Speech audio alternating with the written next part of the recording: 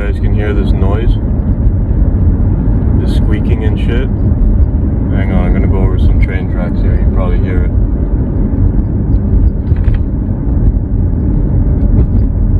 You guys can hear it. It's consistent. Oh, didn't do.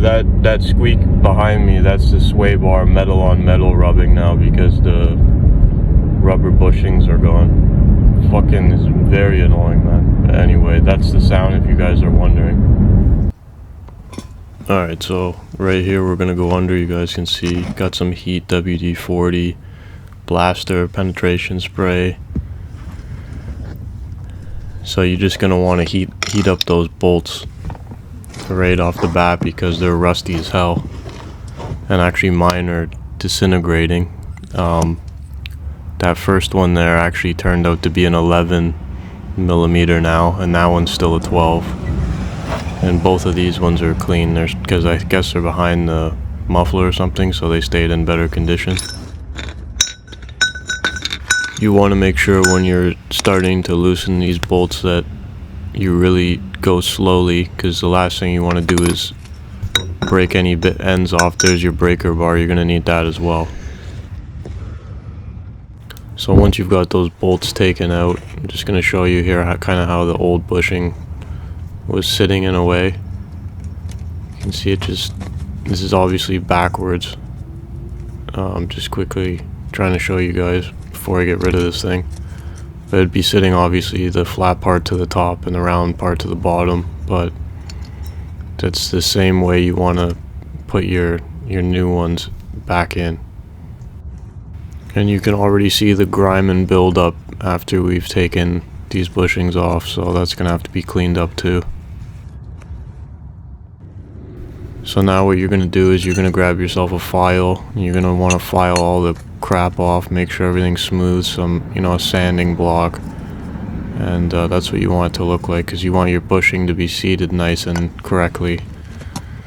Right here I'm just going to show you guys, I've also gone under here and cleaned off everything. Next you're going to want to just spray it down with some WD-40. So now we got some premium Moogs. We're just going to put these ones in, that's what they look like, so you guys know. So now this is how you want it to be seated. See, with the flat part on the top. My actual sway bar is a little bit worn and been painted a couple of times, so it might not be the cleanest fit up, but it'll work. So that's how it goes. So now again we're just going to tighten those in with our 12 millimeter there, nice and slowly, just how we took them out. Don't rush. After that I'm just going to show you what they look like. You can see how that one's not the nicest seating, but that's how it is. That's how it's going to sit. This one sat fine, and we're all cleaned up there. So this is what it should look like when you're finished, and that's the deal. So here's the old ones right here. You can see they're just blown. Look at that one, it's cracked in like 3 different ways. It's just the metal was holding it together basically. Alright you guys, so that was the video of the Swaybar bushings in the rear for the second generation of the CRV. I didn't get to switching out the end links yet. That'll be another video. It's just too cold. I was doing it at nighttime.